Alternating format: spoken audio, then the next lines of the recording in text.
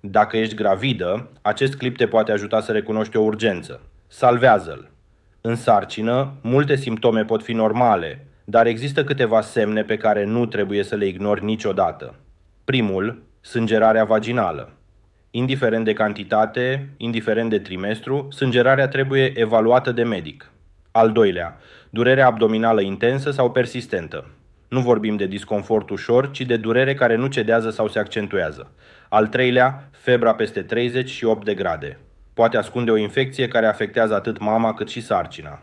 Al patrulea, lipsa mișcărilor fetale. După 20 până la 22 de săptămâni, dacă observi că bebelușul nu mai mișcă normal, mergi imediat la control.